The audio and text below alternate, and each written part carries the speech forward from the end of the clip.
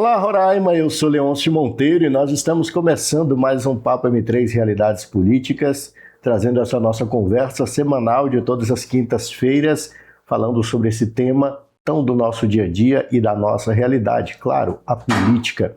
E neste ano, mais do que nunca, aqui para o estado de Roraima, a política é cada vez mais presente e mais parte da nossa realidade, né? Já se avizinha a possibilidade da realização de uma eleição suplementar, que ainda tem muito que se desenrolar pela frente, possibilidade de adiamento da eleição e diversas outras questões sendo ajuizadas. E, claro, a gente sempre procura trazer aqui nossos convidados que contribuam, cooperem com um pouco mais desse nosso conhecimento a respeito da realidade política do estado de Roraima.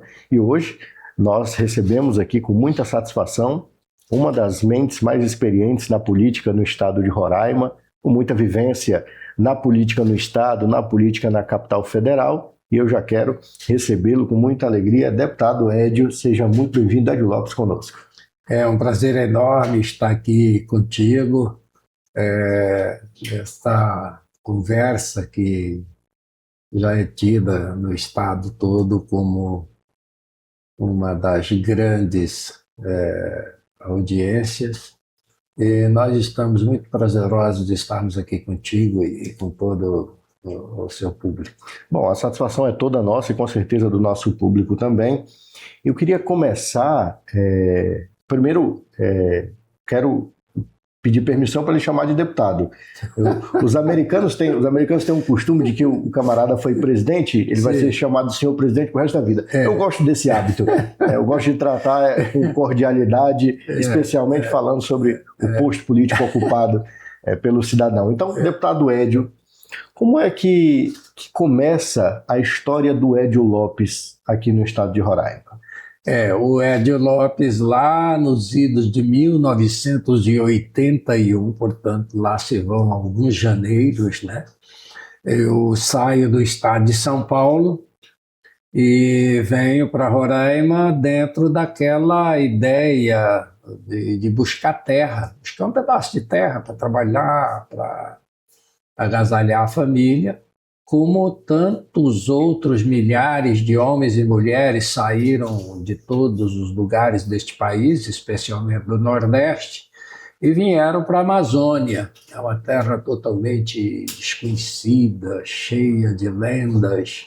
E lá veio o Edio nessa leva, né? Então eu vim para cá ser mais um colono dentro de uma vicinal. E quando o senhor chegou aqui, veio direto para Boa Vista, como é que foi esse procedimento? Foi para o interior do estado? A época ainda não era estado, né?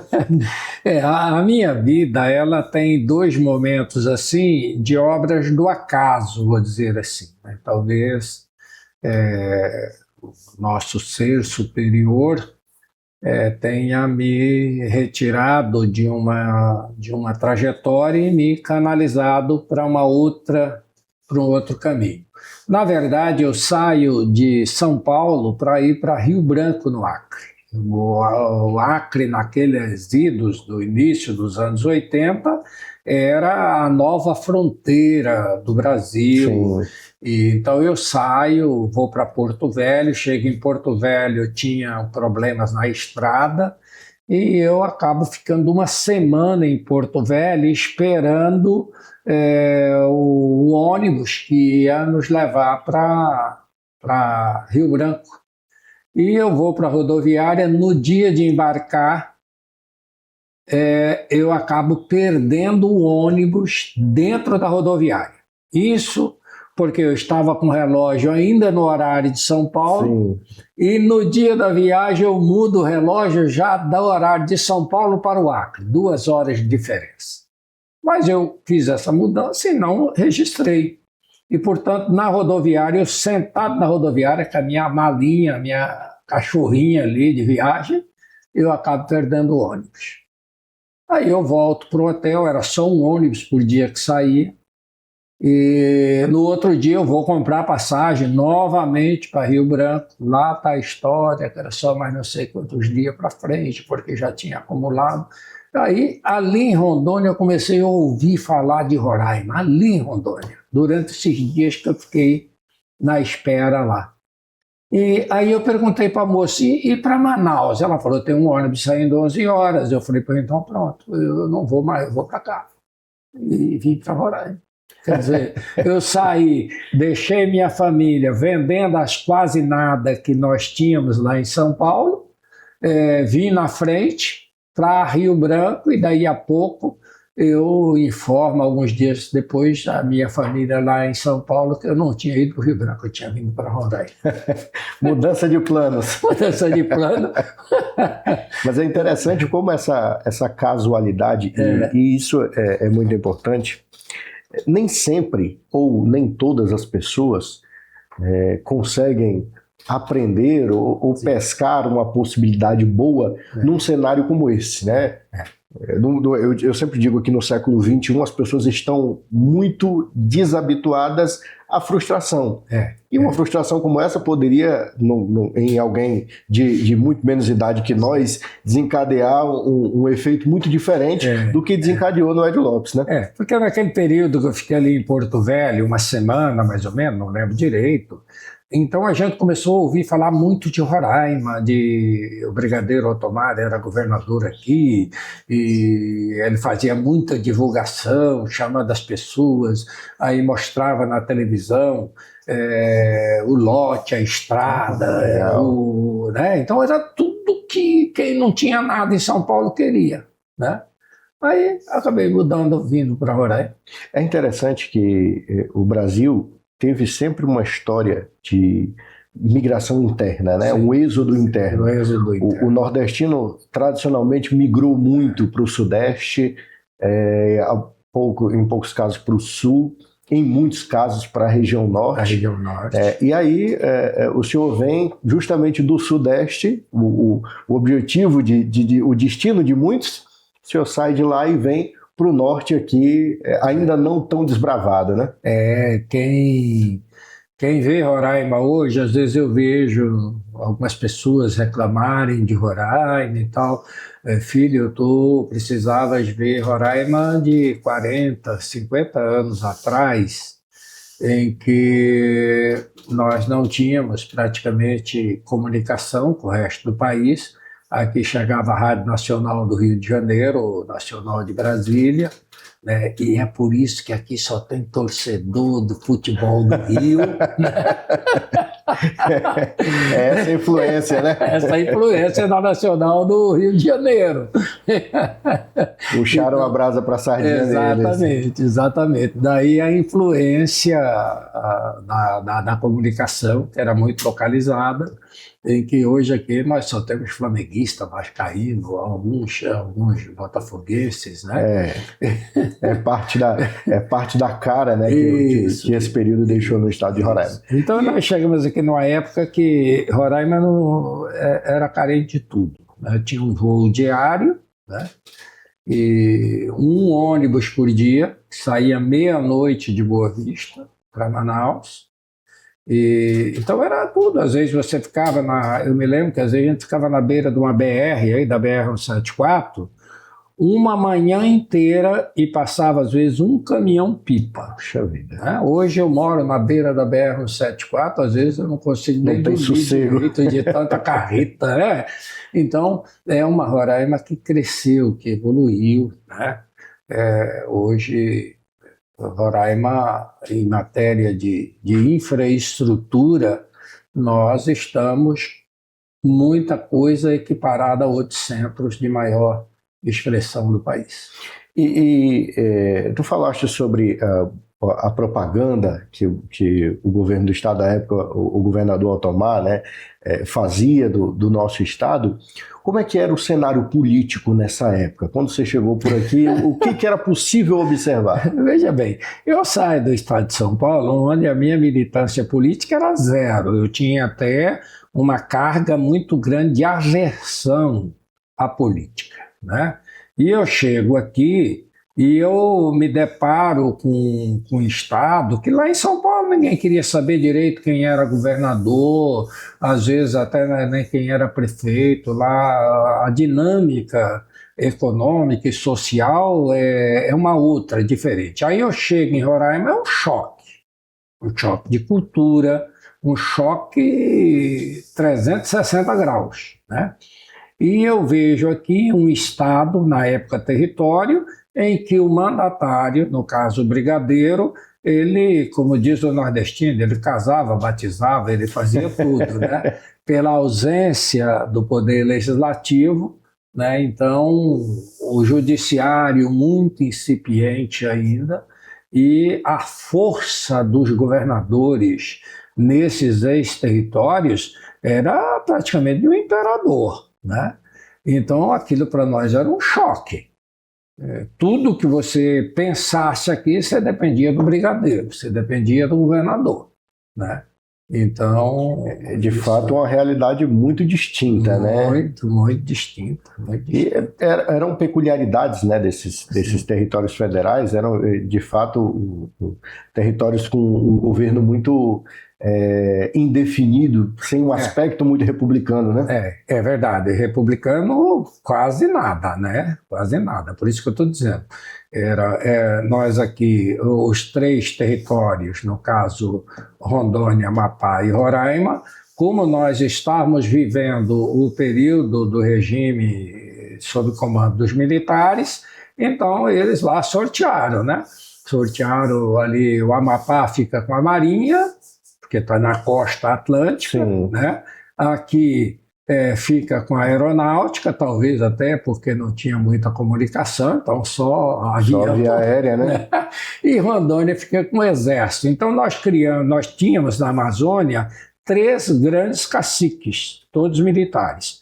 Tinha o brigadeiro Otomar aqui, nós tínhamos o governador do território de Rondônia, e o governador, o almirante, governador lá do território do Amapá. Então, realmente era um cenário muito distinto. E como é que o Ed Lopes acaba despontando para a política? Foi outra casualidade? É a segunda casualidade que marca a minha vida, que às vezes eu conto e as pessoas ficam olhando e dizem assim, isso dá um enredo de novela, isso é surreal, né?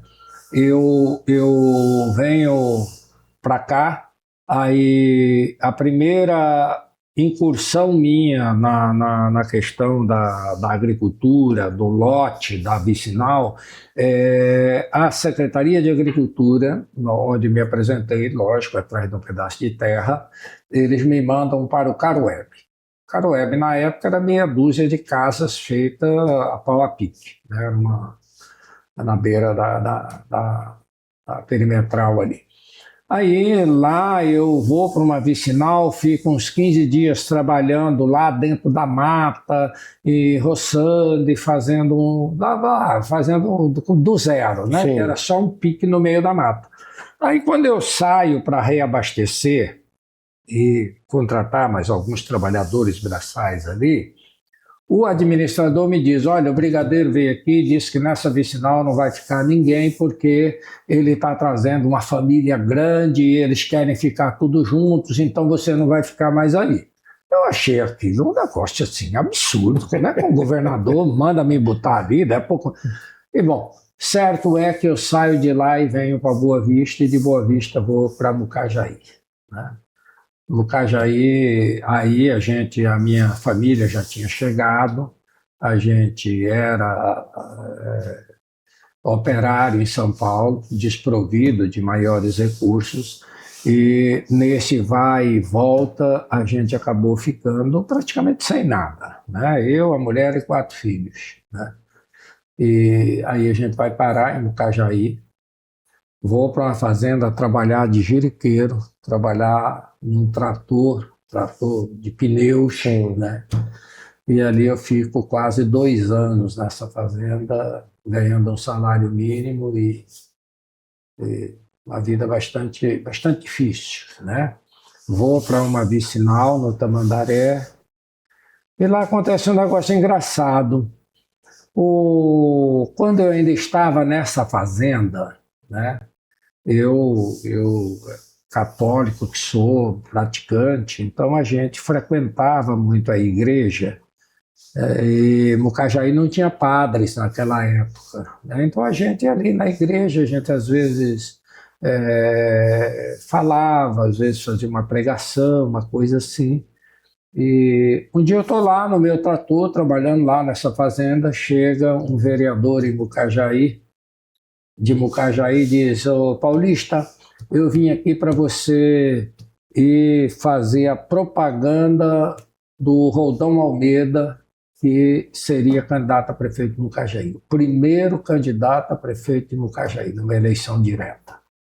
Mucajaí pertencia a Caracaraí, foi dividido em 84, né? E isso era 1985. Falei, não, você está doido, não quero saber de política, não. Não, eu já vi você falando na igreja, você fala bem e não sei o quê, você fala com convencimento. Isso me encheu da cabeça, né? Eu, não, quero saber de política nada, cara, tu é doido. Não vê o que você quer. Aí eu olhei para ele e falei, porque eu estava desesperado querendo voltar para São Paulo. Desesperado, né? E já estava há 4 anos aqui, né? E aí ele disse, o que você quer? Eu olhei para ele e falei assim, se o prefeito ganhar, você me dá minhas passagens daqui para Presidente Prudente? Eu, da mulher e dos 4 filhos? Fechado. Pronto. Fui lá no patrão, o patrão morava em Boa Vista, pedi as contas, e lá vou eu, a Belina, com aquelas bocas de ferro em cima, lá vou eu fazer a propaganda do Roldão Almeida, recentemente falecido, primeiro prefeito eleito de Mucajaí, uma pessoa que eu devo muito. E de novo repete a velha história do mundo da política, né? Terminou a eleição, cadê as passagens? E, moral da história, fui ser administrador da Parlamento Tamandaré. Que história! Aí veio a segunda encruzilhada da minha vida. Fiquei lá na administração, porque foi uma eleição extemporânea também, 85, ele assume começo de 86, 87, 88 tem nova eleição, a eleição geral, né? E aí o Roldão, o prefeito, me chama e diz, olha, nós vamos fazer a convenção do partido domingo, e aqui está a lista dos convencionais do partido lá do Tamandaré, você vai avisá-los e você vai trazê-los aqui para a convenção, e você fica aqui o dia e à tarde você leva.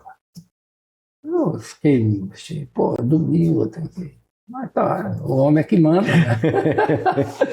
E eu fui lá, fiz isso, trouxe os convencionais, eram 5 pessoas, levei lá no local da convenção, nem desci, já peguei o carro e fui jogar bilhar e conversar com os amigos, passei o dia, quando foi umas 4 horas eu encostei o carro ali. Aí lá vem o bendito vereador Santos, já falecido também. E ele me diz assim, Paulista, tu tá com teus documentos aí?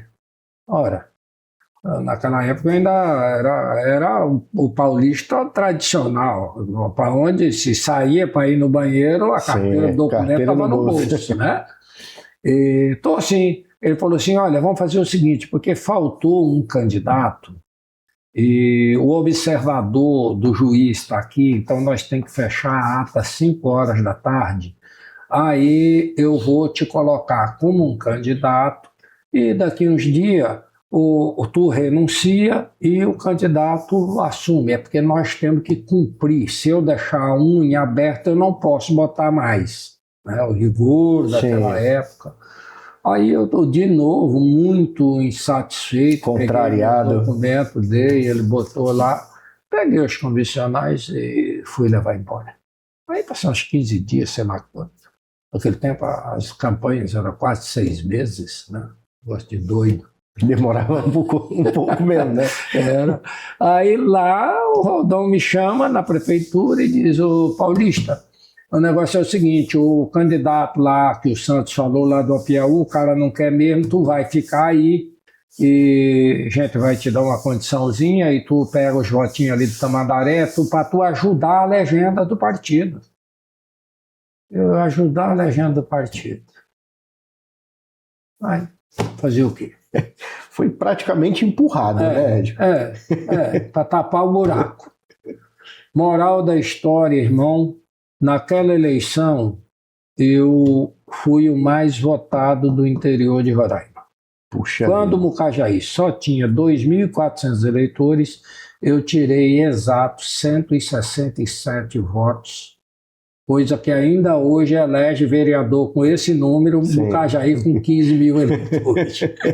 Mas como eu era um homem muito ligado à igreja, então quando veio essa proposta que você vai ficar, as irmãs, o clero, né, de Roraima, eles, porque a minha cabeça era justamente isso, ficar ali, fazer de conta. Aí a igreja disse, não, você vai ser candidato. Então, essa é uma segunda encruzilhada na minha vida, que se há destino, é destino, né? Se não há, o acaso, né? E dessa história de você dar o seu documento aqui só para me botar em uma ata, eu fui vereador, fui deputado estadual 4 vezes e deputado federal 4 vezes. Presidente da Assembleia, governador em exercício, secretário de Estado. Quer dizer, eu já passei por muitos lugares. Olha, é uma trajetória, deputado Edio, muito marcante para alguém que não queria saber de política. Eu queria saber de política, exatamente. Eu era avesso à política. E como é que, dentro desse cenário, a comunidade eclesiástica chamou, olha, exerce o mandato, é uma coisa boa e tal. Sim. E a partir do exercício do cargo de vereador, a partir ali da posse, em que momento é que o Edio pensa, consigo ajudar a comunidade mais sendo político? Eu sempre fui um homem de posição, né? Eu nunca tive meio termo, né? Essa foi a minha característica. Naquela eleição, o Ayrton Cascavel, que disputou para prefeito de Mucajaí, e eu disputei como adversário dele. Então, nós mantínhamos um confronto muito forte, eu vereador e ele prefeito, né? Então, a gente começou os primeiros passos no mundo da política dentro desse ambiente, né? Mas era um confronto respeitoso, né? Aí vem 2 anos depois, na Constituição de 88, ano em que se deu a eleição, o Roraima é elevado da condição de território para Estado a ser implantado nas primeiras eleições gerais em 1990. Em 1990 eu saio candidato a deputado estadual e o Cascavel também sai a estadual. Então, Mucajaí é o único município desse estado que uma vez elegeu 2 deputados estaduais. Eu e o Ayrton Cascavel. E aí, dentro desse ambiente todo, vendo o desenrolar que a política, para onde a política levou o Edio Lopes, a decisão foi exatamente essa, aquela história de voltar para São Paulo lá no começo das passagens, ficou para trás. Aí ficou para trás. E agora o trabalho era outro. Aí nós disputamos a eleição e essa é uma história assim que dá para escrever sei lá o quê. E aí nós disputamos, eu era rigorosamente desconhecido no estado, né? Mucajaí era uma província, né? E aí, tanto é que eu ganho a eleição, eu fui o quinto mais votado, eu tive exatos 842 votos, dos quais 839 de Mucajaí. Puxa vida. Eu só tive um voto na capital, que ainda hoje eu não sei quem foi o cristão, e 2 votos em Caracaraí. Pronto. Aí é um outro fato engraçado, que sempre que eu encontro a Petita Brasil, a gente dá boas gargalhadas. Ela era a mestre de cerimônia da posse dos deputados, os primeiros deputados eleitos. Então eu, um capial lá do Mucajaí, lá com o sapato atravessado, paletózinho apertado, né? Venho no dia para tomar posse. E a Petita, coitada, ela não me conhecia. E eu entro lá, a posse dos deputados foram lá ali no Fórum Sobral Pinto, Sim. ali no Tribunal do Júri, e eu consigo chegar lá, entro pelo fundo e vou entrando, aí a Petita depara comigo e me pega pelo braço: moço, você não pode entrar aqui não, aqui é só os deputados, e sai me arrastando para levar para fora. Naquela agonia, aí vem o Beri e fala: Petita, isso aí é o deputado Edio Petita. Você vê quanta coisa, né? Mas a vida da gente é assim, e só vale a pena viver porque tem essas coisas. Mas é uma sequência de acontecimentos, deputado Edio, que mostram como, de fato, algumas pessoas são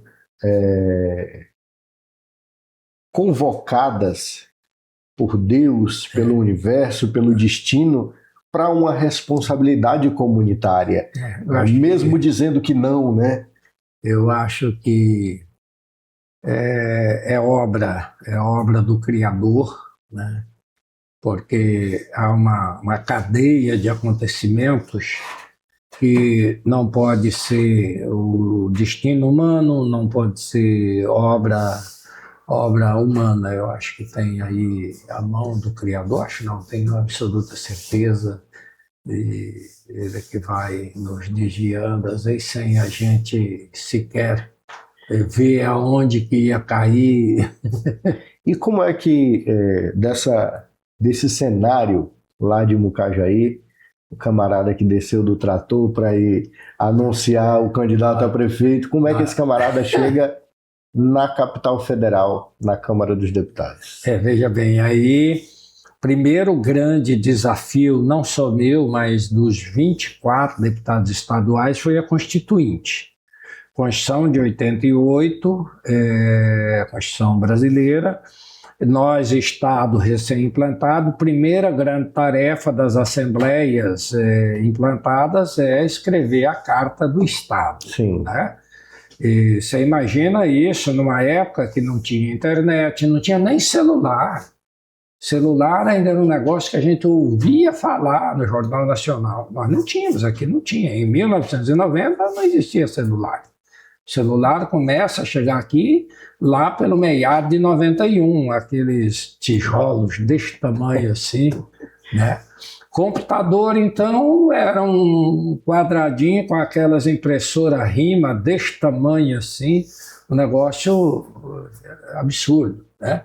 Então nós não tínhamos internet, nós não tínhamos nenhum deputado eleito que já tivesse exercido o mandato de deputado em algum lugar do país.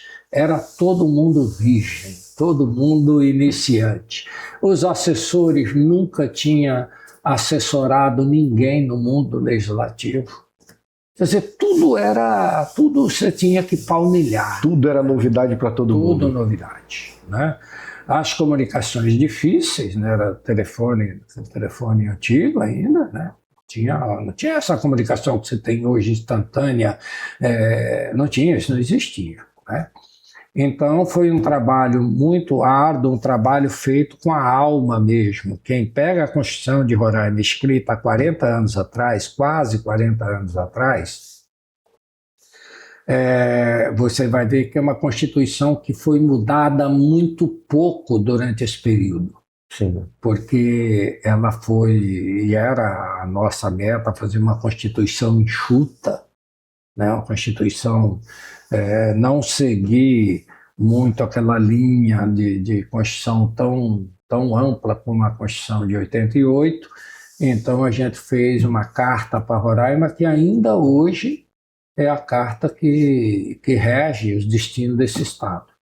Então nós temos muito orgulho da implantação disso, da implantação do Tribunal de Justiça, da implantação do Legislativo. Sem orçamento, nós não tínhamos orçamento. O Brigadeiro Otomar, que era reconhecidamente seguro, mão fechada, né? E o deputado Gato, era o nosso presidente, né?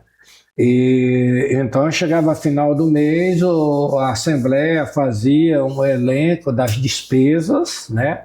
O deputado ganhava 3 salários mínimos, como se fosse R$ 4.500 hoje. Era isso e isso mesmo e acabou, não tinha conversa, né? Aí o presidente fazia lá a sua planilha de gasto e ia lá para o palácio para o governador repassar o dinheiro para ele pagar energia, pagar as despesas da Assembleia. E na época, literalmente, era repassar o dinheiro. Era repassar o tudo dinheiro. Com cédula. Nós não tínhamos orçamento, né? Não tínhamos orçamento. Aí chegava lá, o Otomar é famoso, né? A caneta do Otomar era famosa. Cortando. E pronto. Quer dizer, a gente sentiu e viveu a implantação do Tribunal de Contas, Ministério Público, Tribunal de Justiça, a própria formatação do Poder Executivo, sem falar do Legislativo, que era a nossa casa. Sim. Então, eu me sinto muito orgulhoso e um privilegiado de ter participado de maneira muito ativa dessa fase do nosso querido Estado de Roraima.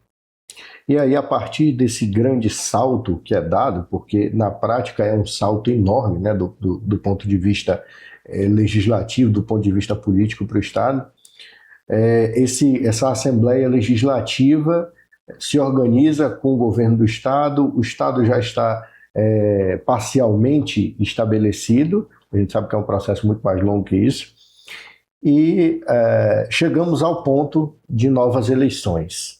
E aí? O Edio decide o quê? Aí eu disputo 94, sou reeleito, depois 98, depois 2002. 4 mandatos de deputado estadual em sequência, né? Aí, 2006, eu saio para deputado federal. E eu saí dentro de um cenário em que a possibilidade de eleger era quase zero, porque eu saio dentro de uma coligação que, para você ter uma ideia, disputava comigo dentro da mesma coligação Luciano de Castro, Sim. que já era uma figura política de expressão muito grande, sai Tereza Surita, que já tinha sido prefeita da capital, né, já tinha sido deputada federal, em 90, eu sou eleito estadual e ela é eleita federal, né? Em 92 ela sai para a prefeitura, o Luciano vai para Brasília, isso em 92. Aí o Luciano repete as eleições e vem, quando eu vou disputar com o Luciano, eu estou disputando dentro da mesma organização, contra a Tereza, com todo esse histórico, perfil histórico, né? Luciano, Maria Helena Veronese, né? E eu, capialzinho ainda ali, e nós conseguimos, na nossa coligação, uma legenda pesada, histórico, né? 4 deputados eleitos na mesma coligação, metade da bancada de Roraima. 4 deputados federais. Exatamente. E o choque de chegar em Brasília, Edio? Veja bem, eu toda a vida eu me dedico muito àquilo que faço, né? Eu me dedico muito, eu não voto nada por acaso, eu me aprofundo, eu discuto, Então, quando eu cheguei em Brasília, Brasília já não era mais desconhecida para mim, porque durante esses 16 anos eu ascendi à presidência da Assembleia, né? E é neste momento que a gente ganha asas, né? na presidência da Assembleia, eu fui um dos mentores e um dos criadores do Parlamento Amazônico. Que legal. Porque o que nós tínhamos até então? Nós tínhamos e ainda temos hoje muito disso, um Brasil que está virado para o Atlântico, está aqui recebendo a brisa do Atlântico com as costas para o centro e especialmente para a Amazônia. Um Brasil que via muito mais do que hoje, porque ainda há quem nos veja assim, como um peso para a nação. Quando uma Amazônia bem inteligentemente aproveitada, nós não somos peso, nós somos solução para o país, para o mundo, né? Então, tudo acontecia para lá. Aqui era só o se sobrasse, né? Então, nós começamos, anos antes, a debater essa questão, essa divisão, essa segregação de uma região que tinha naquela época nós já éramos uns 22, 23 milhões de habitantes, né? E aí cria-se a ideia de formar o Parlamento Amazônico. Eu era presidente da Assembleia e a gente trabalhou muito nisso, viajamos todas as capitais dos estados amazônicos, desde lá do Mato Grosso até Goiás. Naquela época, Goiás ainda tinha Tocantins, tudo junto ali, né? Palmas já tinha sido emancipada, mas não tinha sido implantada. E nós criamos o Parlamento Amazônico. Então, como presidente, eu fui muitas vezes a Brasília, participei da comissão binacional Brasil-Venezuela de adensamento de marcos na nossa fronteira, sobretudo na região do Parima, onde havia constantemente conflitos entre garimpeiros e militares da Venezuela. Então eu não era mais um novato. Sim. Né? Eu não era mais um novato. Sempre estive em algumas questões como protagonista, né? Aí eu ocupei em exercício durante o segundo governo do Neudo Campos, eu era presidente da Assembleia. E o Neudo, ele viajava bastante, ele era um governador muito bem relacionado, né, dentro do Brasil e na Venezuela, então ele viajava bastante. Como o Cascavel saiu de vice, então eu ocupei o governo do Estado por 8 vezes, né, mas dentro de uma questão mais protocolar. Então eu chego em Brasília já com um pouco de conhecimento, já sabia mais ou menos como as coisas andavam, não era mais um novato qualquer. Eu conversei aqui com o Luciano Castro e ele falou um pouco sobre esse ambiente de Brasília. Eu queria saber se o deputado Edio teve a mesma percepção quando chegou na capital federal. Tinha certo desdém ou, quem sabe, uma desconsideração com a bancada de Roraima? Ah, com certeza, com certeza. Ainda hoje, você, para se estabelecer em Brasília, você não basta ser bom, você tem que ser excelente, senão você passa 4 anos ali e se algum observador mais atento fazer um estudo, você vai ver que alguns companheiros ali passaram em brancas nuvens ali, porque tudo gira em torno de interesses regionais, né? Sim.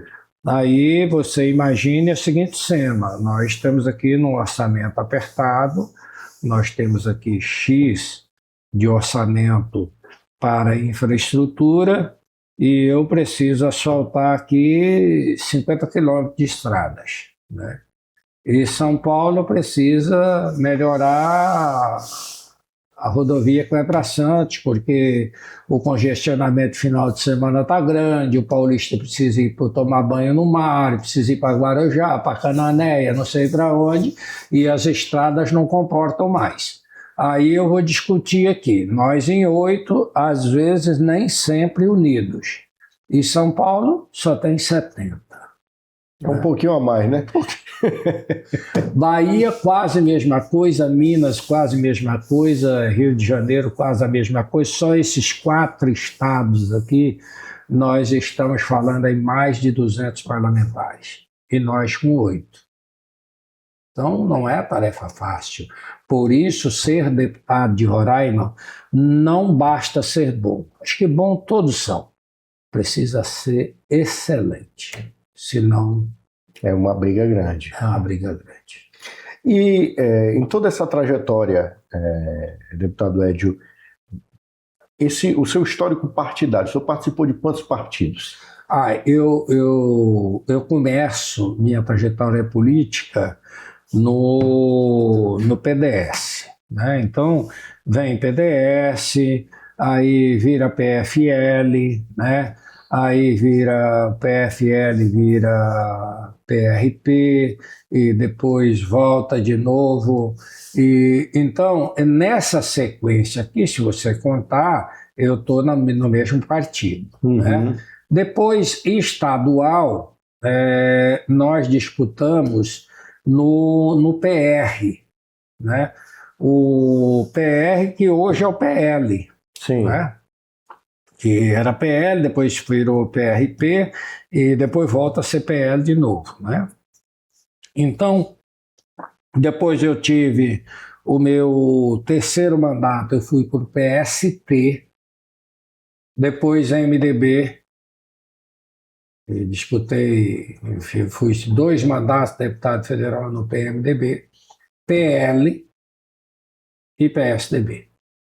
Então é um histórico de uma vida partidária muito fechada com o partido, né? Com cada partido no qual esteve. Não teve aquela dança de troca de partido para cá e para ali. Era muito sóbrio e muito dentro do objetivo, né? Sempre que me elegia num partido, eu prolongava o máximo naquele partido. Então, eu nunca troquei de partido no meio do mandato, porque naquela época até podia, né, ou trocar logo em seguida. Sempre tirei 2, 3 mandatos em cada partido que passei. Interessante. Isso a gente observa muito disso, né?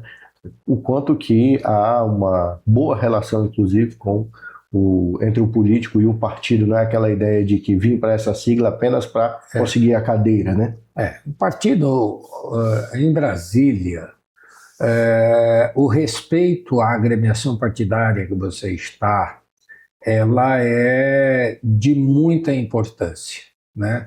Porque os partidos, o líder de partido na Câmara dos Deputados, ele tem poder de decisão sobre sua bancada.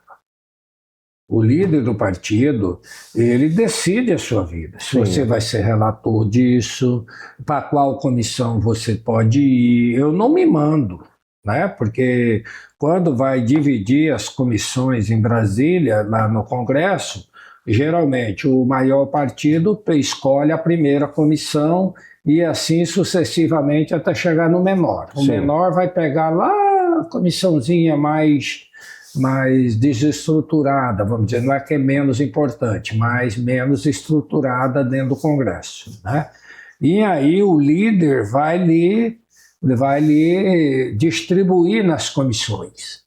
Aí tem um projeto importante para relatar. Cabe ao PSDB relatar esse projeto. Foi um acordo lá entre os líderes, do PSDB vai ficar com essa relatoria. Aí é o líder que diz, é o Leon que vai relatar. O Leon ele não obedece muito ao partido, não vai relatar nada que vai relatar vai ser o Edio. Então é assim.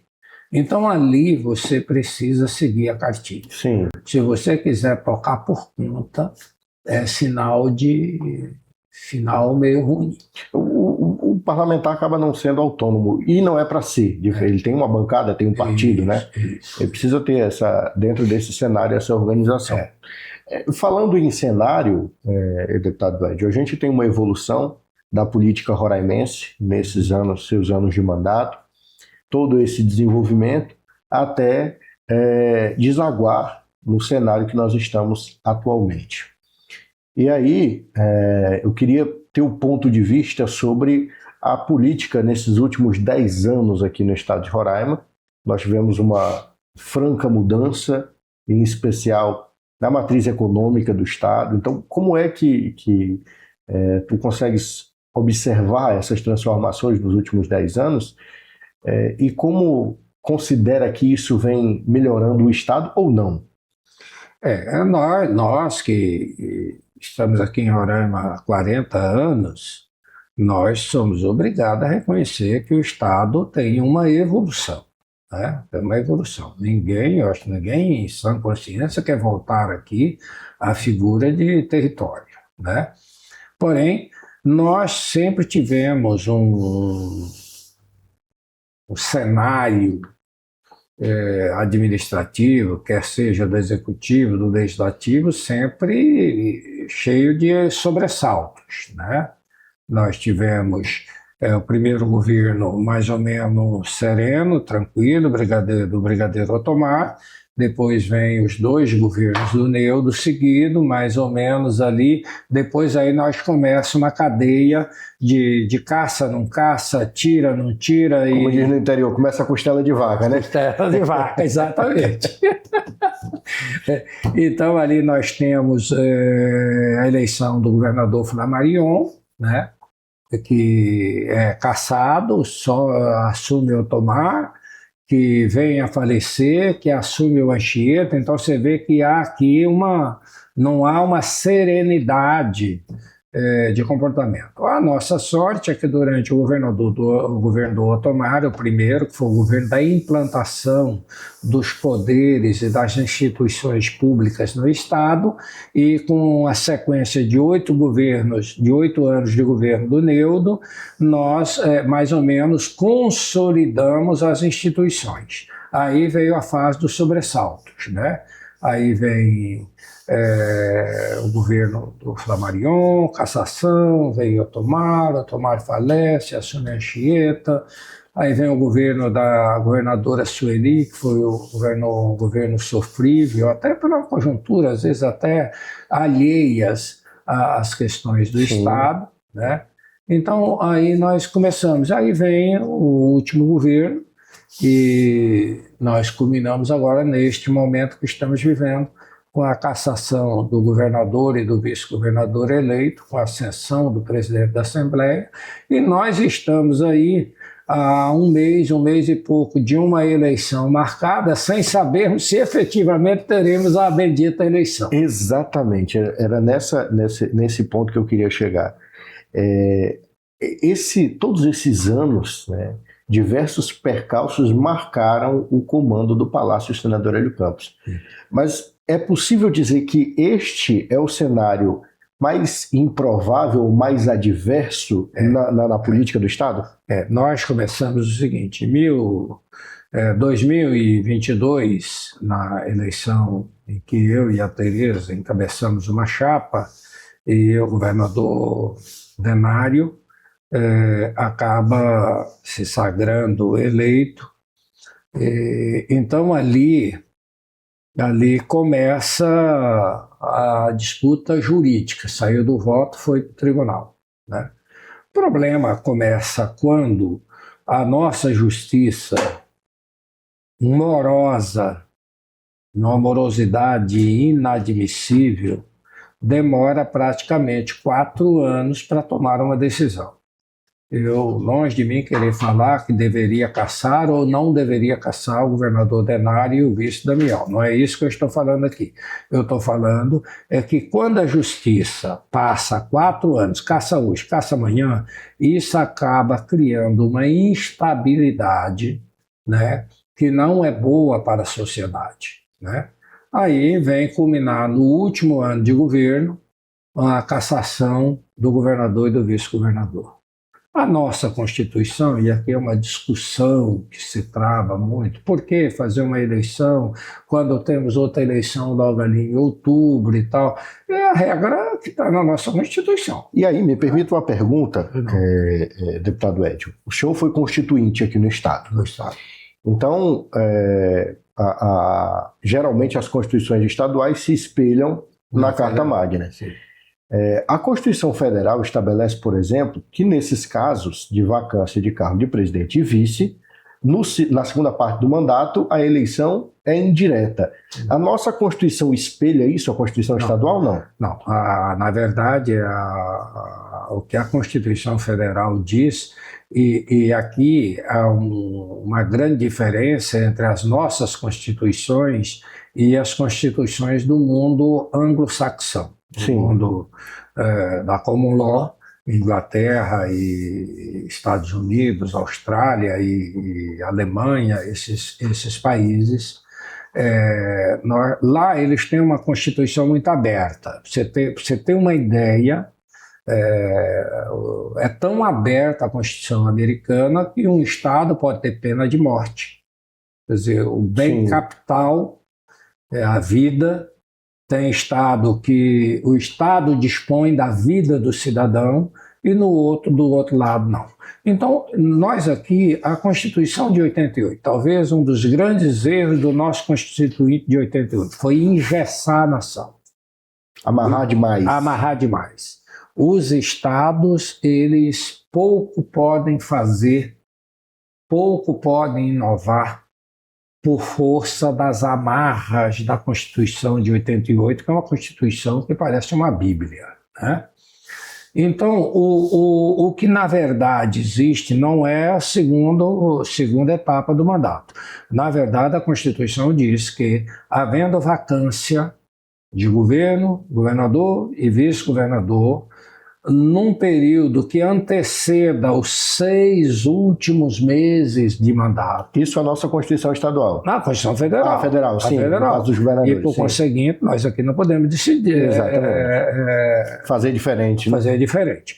Então, na verdade, é que diz o seguinte, se a vacância ocorrer no período que antecede os últimos 6 meses, a eleição é direta.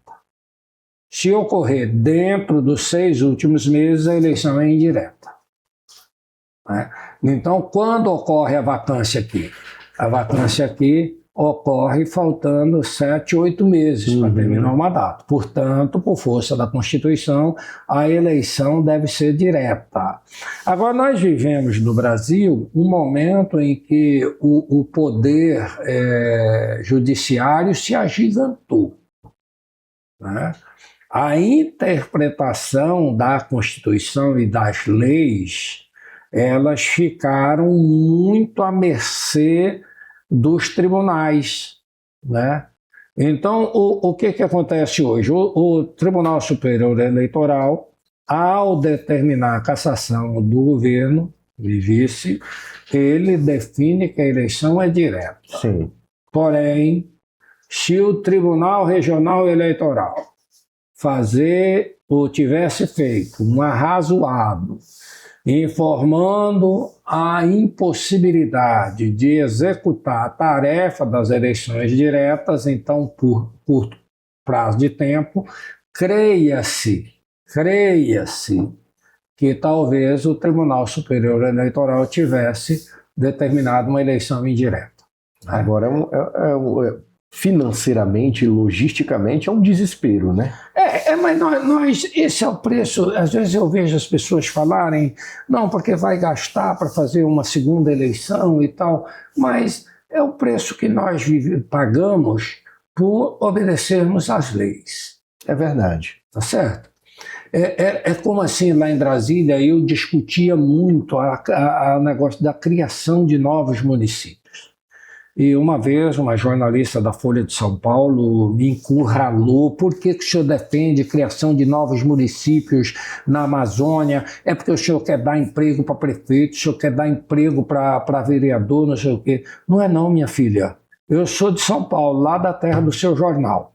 Lá tem quase 600 municípios. Seu estado é do tamanho do meu. Lá o cidadão grita assim... Tem a polícia militar, tem a polícia civil, ele ergue a mão, tem a prefeitura, tem o caixa do banco, tem o INSS, tem tudo. E nós na Amazônia, às vezes, lá em Altamira, o cidadão viaja 900 quilômetros. 900 quilômetros, nós atravessamos São Paulo 2 vezes. Você sai de São Paulo, vai para a fronteira de Mato Grosso, são 460 quilômetros. Para você chegar na prefeitura.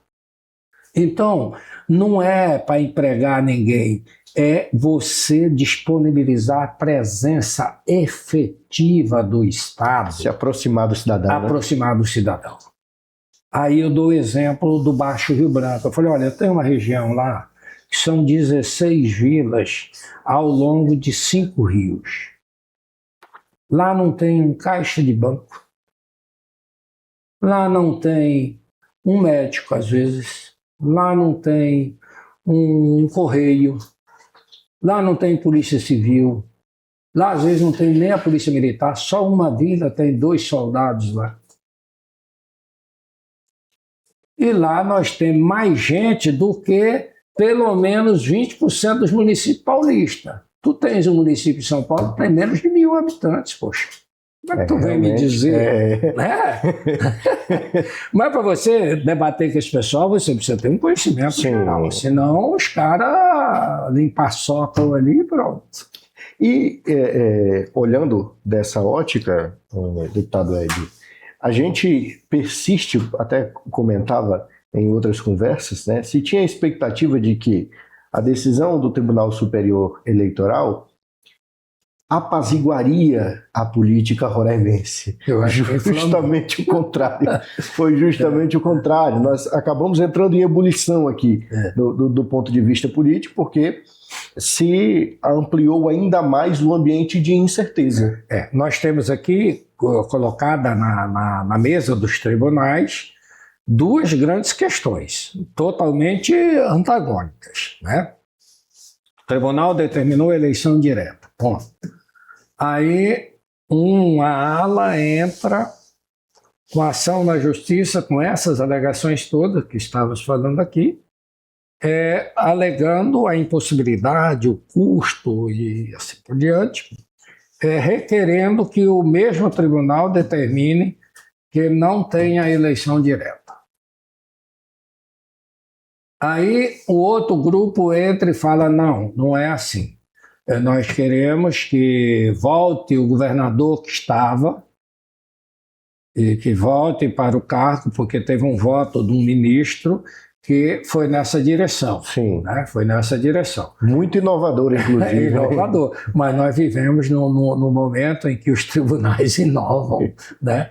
Quando inovar é função do Poder Legislativo. Quem faz a lei, né? Quem capta a sintonia da sociedade, a necessidade da sociedade, né? Quem ouve a sociedade e transforma aquilo em regras para atender a expectativa vigente ou necessária futura da sociedade. É o legislativo que tem essa atribuição. Exatamente. E isso vem desde lá, quando se criou o Poder Legislativo, ainda lá pelo ano 1600 e qualquer coisa na Inglaterra. Né? E é interessante essa tua observação, deputado, porque o cenário que a gente aprende, especialmente nas academias, é que o Poder Judiciário, por exemplo, seria, na ideia da tripartição de poderes, o poder menos ativo, sim, porque demanda uma provocação. Sim. Sim. Não inferior aos outros. Sim. Menos ativo do ponto de vista de ação. Isso. Não é autônomo, né? Isso é tão verdade que nos países em que os poderes estão cada um dentro do seu quadrado, você pega os Estados Unidos, né? Vamos pegar os países que estão mais nas manchetes dos nossos telejornais diários, né? Dificilmente você vê um juiz dar uma entrevista. Dificilmente você os conhece, né? Nem sequer os conhece, né? Aqui no Brasil tem juiz falando mais do que parlamentar. E olha, eu estou falando daqueles parlamentares que não pode ver um microfone, né? O que se esperava e o que tínhamos antigamente, o juiz só fala nos autos. Essa era a regra de ouro da justiça. Mas aí tem uma alegação, deputado, desse suposto, uma justificativa para esse suposto ativismo político. Muitas vezes o parlamento se omite em alguns casos. É a justificativa muitas vezes utilizada. Eis aí o outro lado da moeda. Né? Se você pegar a Constituição de 88, eu não me recordo exatamente, mas eu creio que mais da metade dos artigos que está na Constituição careciam ou ainda carecem de uma regulamentação secundária, uma lei complementar, alguma coisa nesse sentido. E mais da metade dos artigos que eram para regulamentar, olha que nós já passamos, nós vamos de 88 até hoje, quantos anos? 37, 38 anos já. 38 anos, o Congresso até hoje, metade desses artigos ainda carecem de regulamentação. Aí, é do Estado Democrático de Direito dirimir qualquer conflito, é quem dirime? O Judiciário. Aí eu aprovo uma lei lá, o partido A, o partido B, as instituições que têm o direito estabelecido em lei de ir até o Supremo, vai ao Supremo questionar aquele artigo, aquela lei toda. O Supremo, ele tem que decidir, porque o Legislativo se cala, né? O Legislativo, como no caso aqui, nós temos artigos que está lá há quase 40 anos esperando uma lei complementar que o Congresso nunca fez. Então, o Congresso é omisso. O Executivo, quando ele não quer uma coisa, ele bota numa gaveta e acabou. Mas o Judiciário, ele tem que decidir o conflito. Sim, tem que resolver, né? Tem que resolver. E aí é onde a maioria dos casos que lá estão, às vezes há toda uma discussão. E eu vou dar um exemplo aqui, por exemplo, que eu vivi isso aí lá, eu estava lá. Nós temos a Lei 10.826, que é a lei que regulamenta a questão das armas, porte de armas e quem pode andar armado, quem não pode no país, né? A chamada Lei do Desarmamento, que deveria chamar, depois que passou, a Lei do Armamento. Exatamente. Né? Porque era tão certo que naquele referendo o brasileiro ia votar pelo desarmamento, isso era uma campanha muito forte, né? Que dizia-se a Lei do Desarmamento. Aí o referendo disse o contrário. E olha que ainda era um negócio complicado, né? Quando você votava sim, você queria dizer não, e quando votava não, queria dizer sim. Mesmo com essa confusão. Teve tudo isso. Aí nós tivemos um presidente que pega e faz por decreto, não, o motorista de caminhão pode andar armado. Ora, se você pegar, acho que o artigo 10º da Lei 10.826, logo ali no começo da lei, ela tem um rol que é taxativo, não é o rol exemplificativo, ele é taxativo de quem pode andar armado neste país. Está lá. Está definido. E não está o motorista de caminhão. Eu estou falando motorista de caminhão, mas no decreto tinha outros, tinha, por exemplo, portadores de mandato. Tu já pensou o Brasil inteiro, toda a Câmara de Vereadores, 9 vereadores, cada um com um revolvão na cinta, uma pistola do outro lado? Aí o presidente da República baixa esse decreto e todo mundo... Só que não é decreto. Ele teria que ter apresentado um projeto de lei mandado ao Congresso Nacional e o Congresso Nacional fazer ou não fazer essa alteração. Aí alguém, lógico, entrou no Supremo, o Supremo, declarou inconstitucional o bendito decreto. Pronto. Aí o Supremo não presta, o Supremo é ele que é crucificado, né? Quer dizer, nós temos duas coisas. Nós temos a omissão do Congresso Nacional, conjuntamente com o Executivo, mas nós também temos declaradamente, visivelmente, o ativismo político dentro dos tribunais. E não é só do Supremo, não. Isso é um problema sério que acaba criando essa confusão, né? Exatamente. Não sabe quem está onde, até que limite a toga chega e a partir dali entra a política e vice-versa. É verdade, é verdade. Às vezes está mais para a camiseta de campanha de palanque do que para a toga. Né? E voltando a esse nosso cenário aqui, deputado Lédio, qual é a sua perspectiva? Como é que a gente vai pacificar isso aqui?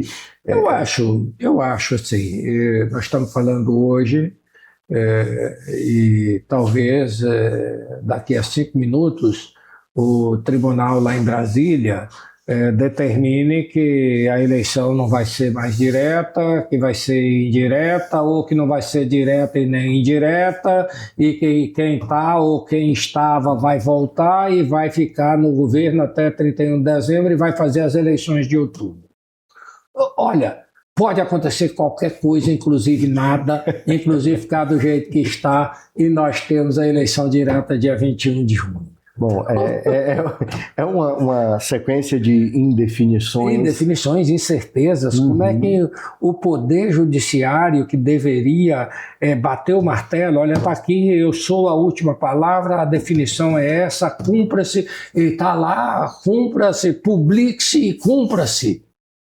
Aí cumpra-se, aí o outro diz, não cumpra não, que eu vou fazer desse outro jeito. É uma complicação muito grande, né? É verdade. Enquanto o senhor falava sobre esse processo de morosidade, em especial no Tribunal Superior Eleitoral, eu me recordava que nesse íntere em que o Tribunal Superior Eleitoral iniciou o julgamento de uma ação, sim, o Tribunal Regional Eleitoral de Roraima julgou outras 3. Sim. Sim. E foram remetidas a Brasília por recurso. Aqui funcionou. E emperrou, infelizmente, na capital federal. O que nós temos hoje que, se eu tiver o privilégio e a honra de voltar ao Congresso Nacional um dia, eu vou defender essa ideia que já existe lá. Talvez esteja faltando um protagonismo mais decidido, estabelecer regra no chamado pedido de vista. Porque o pedido de vista era uma ferramenta que era muito necessário na época que os processos eram físicos. Sim. Tinha processo que tinha 100 volumes, processos que se agigantavam, você precisava às vezes um carrinho para poder levar o processo para o plenário do tribunal. Quer dizer, era impossível que o cidadão ali, o relator, apresentou seu voto e que eu aqui, no mesmo momento, tivesse como ir lá e folhear milhares e milhares de páginas, né? Então, ali realmente era indispensável o chamado pedido de vista, que era de 30 dias, prorrogáveis por outros 30. Mas hoje, na era da tecnologia, da informação instantânea... O processo está no celular. O processo está no celular do garoto lá, o garoto de 7 anos lá na casa dele, está com o processo no celular dele. Então, eu defendo a ideia, já defendia quando estava lá, e se voltar lá um dia eu vou defender com muita ênfase, que nós precisamos regulamentar essa questão do pedido de vista. Porque o pedido de vista, ele dá margem a especulações. Nós vimos nesse processo aqui um ministro que ficou 148 dias com o processo na mão. Quando ele, desde o dia que ele assumiu, ele tinha um processo no computador, lá no gabinete dele, era só ele olhar lá, pedir o assessor para repaginar e pronto. Quer dizer, o pedido de vista na era da informática, ela é uma porta aberta para corrupções dentro do tribunal. Não estou falando que foi o caso, mas é uma porta aberta para isso. É uma porta aberta para nós, o judiciário, protelar indefinidamente processos. Já dizia Rui Barbosa que justiça tarde não é justiça, é condenação. Muito bem. Então, dentro de todo esse cenário, né, de todas essas observações, a gente segue, como o deputado Ed bem destacou, na incerteza de saber o que o amanhã prepara para o estado de Roraima. Você vê que é um negócio tão incerto que nós podemos chegar à véspera da eleição e, de repente, ter uma liminar num processo desse, mandando suspender tudo. E aí sim, quem disse que era um gasto desnecessário estará coberto de razões.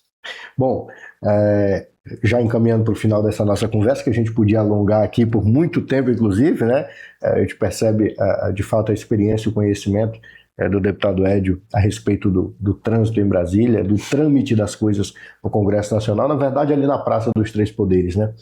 Mas eu queria que o senhor contasse para a gente o ponto, para a gente terminar a nossa conversa mais animado, queria que começasse pelo o ponto da vida política do deputado Edio Lopes, ou do Edio Lopes, que foi o mais triste ou o de maior insatisfação dentro da política. A vida na política, como em qualquer outra atividade humana, ela é cheia de altos e baixos, né? Ela, às vezes, você tem derrotas. Eu tive poucas derrotas. Eu fui candidato 10 vezes, 9 vezes com meu CPF, eu sozinho, e graças a Deus tivemos êxito nas 9 eleições, uma de vereador, 4 estadual, 4 federal. Depois, numa eleição, uma única eleição que eu disputei para o Executivo, na condição de vice, naquela chapa para a Tereza Surita, nós não logramos isso. Então, ali é um momento ruim, um momento que você precisa fazer reflexões e tal. Eu acho que essas coisas, elas às vezes nos marcam e às vezes nos remodela, né? Você acaba passando por uma remodelação de pontos de vista, enfim, acho que isso é complicado. É um pouco complicado. Bom, e o momento de maior euforia, de maior alegria? Foi o dia que nós apresentamos um projeto de lei na Câmara, uma proposta transferindo a área de livre comércio de Pacaraima para Boa Vista. Boa Vista vivia as moscas, o comércio quebrado, fechando, lojas tradicionais fechando as portas, o desemprego, porque tudo que se produzia aqui era gasto em Manaus, em Santa Helena ou em Létari, né? E eu apresentei essa proposta tramitou, conseguimos, num cochilo do governo, aprovarmos, porque o governo, a Receita Federal, o Tesouro Nacional não quer saber de incentivo, quer saber de cobrar impostos, né? E a nossa proposta era justamente na contramão. E, então, nós ficamos na expectativa da homologação da lei por parte do governo, do presidente, na época, o presidente Lula. E o momento assim que me marcou bastante foi quando o então líder do MDB, Henrique Alves, do Rio Grande do Norte, me comunicou que o governo ia vetar a nossa proposta. Então foi um momento assim, e eu falei, líder, se eu conversasse com o presidente 2 minutos, ele não vetaria minha lei. Ah, mas não dá, porque está em cima. Aí, passados uns 3, 4 dias, ele me liga, você está na Câmara? Eu falei, estou. Corra para cá que eu vou ter uma audiência agora de última hora com o presidente e eu te levo junto para tu falar do negócio da lei lá. Ah, eu saí voando. Cheguei lá, o presidente já tinha atendido ele, já estava de pé, e aí o Henrique Alves me apresentou, lógico que aí me disse qual era a situação, aí eu falei de pé para ele, falei, era presidente Roraima, Estado, uma condição única no país, nós estamos nessa situação, 68%, segundo um estudo da nossa Secretaria de Fazenda, 68% da moeda que é injetada no Estado vai para Manaus. Ninguém compra nada em Boa Vista, porque em Manaus está um passe de Boa Vista e o cara vai lá, compra uma caminhoneta, tem 38% de desconto. Compra uma televisão, tem 43% de desconto. Então ele não compra nada no nosso comércio. E fiz ali uma choradeirinha para ele ali. Aí ele pegou e disse assim, deputado, avise seu Estado que eu não vou vetar a lei. Então aquilo para mim foi um momento assim que eu fui nas nuvens e voltei. Então eu tenho todos esses anos como parlamentar, quando me perguntam qual foi a sua proposta que você acha que foi mais importante durante sua vida no Legislativo, eu sem titubear, área de livre comércio de Boa Vista. Que legal. Bom, então, eu quero, deputado Edio, agradecer por essa conversa aqui, esse passeio que a gente fez pela história do estado de Roraima. Quero lhe presentear, pois é, né? Quero lhe presentear aqui Pronto. uma recordação aqui do Papo M3 Olha Realidades aí, Políticas. olha aí. Agradecer, parabenizar por essa trajetória, né, e deixar as portas abertas para que em outra oportunidade conversemos mais sobre a política, quem sabe num cenário mais definido, né? Pronto, quem sabe de uma coisa amena, né? Sem muitas incertezas. Tá bom. Muito obrigado. Nós aqui agradecemos, eu quero agradecer também você que está aí do outro lado, que nos acompanhou até aqui, acompanhou essa nossa conversa. Quero te convidar a seguir as nossas redes sociais. Esse vídeo, inclusive, curte, comenta, compartilha, deixa aí embaixo a tua observação, o que tu achou dessa conversa, é muito importante. Siga nossas outras redes sociais e fique sempre por dentro das principais informações e, claro, todas as quintas-feiras, a partir das 5 da tarde, tem essa nossa conversa aqui no Papo M3 Realidades Políticas. Um beijo no coração e até a próxima oportunidade.